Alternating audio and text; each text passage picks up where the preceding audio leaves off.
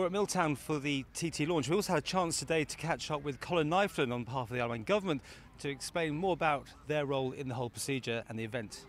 The fact that we can bring journalists here from all around the world to come out here to Milltown, to this beautiful setting, and discuss issues relating to the Isle of Man TT and motorsport issues in general here on the Isle of Man.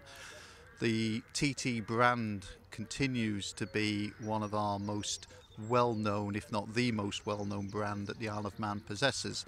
And a recent survey that Lansons, the government's PR agents, undertook of both business people as well as senior executives, over 33% registered the Isle of Man as being the home of the TT, and that by far outstrips any other brand or product for which the Isle of Man is known. What, cats, water wheels? Even cats and water wheels, So it's something that I don't think we've fully yet understood just how valuable the TT is to us as a commodity in terms of leveraging off that, making awareness of the Isle of Man and what we do here. It's really is a very, very important event for us. And this is for Isle of Man PLC and, of course, the government. But, just to put the question to you, is it right that the government should be running these sort of things? It shouldn't be in the private sector? Well, there's a lot of traditions, of course, that go back with the TT in over 100 years. It was the government who first took the initiative to establish racing on closed public roads when the UK government declined to take that step over a century ago. Certainly there are, I think, arguments both for and against the government being exclusively involved, but I think the government's done a pretty good job over the years, and certainly when you compare the progress that the TT has made as an event in the last decade compared with motorsport generally throughout the world, MotoGP, superbikes have not made the sort of progress that the TT has made. So I think all in all the government can be very proud of its achievements as far as the TT is concerned. And you want to spread the brand and that around the world. How's that going at the moment? Well, as you know, we've engaged with the Sports Consultancy Group, a firm who specialises in international sports events.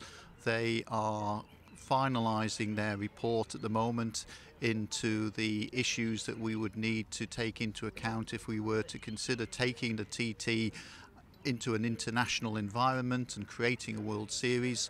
The feedback that we're getting consistently is that a number of countries around the world have been expressing significant interest in hosting a round of a TT World Series, and there is, I think, a lot of mileage to come yet in exploring these options further. So the Eccleston of TT you'll become then, will you?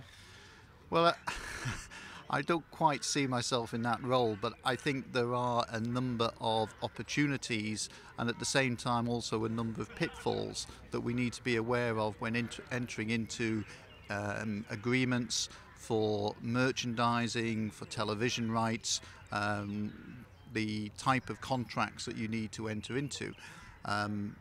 The Formula One model is not perhaps 100 miles away from the sort of model that we would be looking at. And whether or not the government pursues this in isolation or whether or not we look to take on a partner who would work with us to finance the initial stages of such a project, I think these are all matters that will come out in the future months. There's no getting away from it. The fact is it's still a very dangerous event. I mean, if you did this around the world, the same model goes, they're going to be racing on normal sort of roads.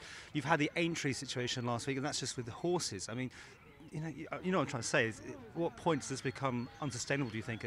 Will it ever become that? Well, I don't think you can make any hard and fast judgments. Obviously, every year we are constantly reviewing safety, we are constantly enhancing the safety features, we are trying to minimise the risks that the TT course presents. However, I think for those who've seen the TT 3D Closer to the Edge film, I think that did a great deal to address the issue of risk management, because it is the fact that it is a risky event that attracts many people to it. And the feedback that we've had from the film and the publicity that it gave, not just to the motorcycling, but to the area of human endeavour and why it is that people want to climb mountains and do things that in this modern day are still considered to be risky. I think that film did a lot to address those issues and certainly to explain why the TT remains such a popular event with participants and fans alike. And of course, we've talked about it in the past, the Manx Grand Prix in your sights also to be given the sort of TT treatment.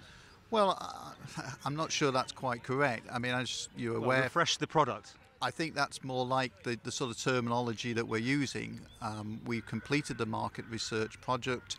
We are now discussing the outputs of the market research with the partners in the festival and with other commercial bodies such as the Chamber of Commerce, the Steam Packet Company, Manx Radio, North One Television, the Marshals Association and other interested parties to see how we can ensure that the Manx Grand Prix provides some form of economic return to the island.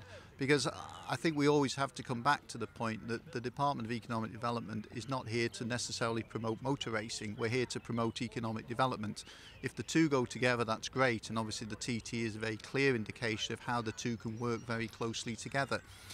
Where economic development may not be forthcoming, then that is an issue that we have to address, and we need to be very resolute in the way in which we push through whatever changes we need to make in order to ensure that the taxpayer is getting a return on whatever investment the department is making in motorsport events.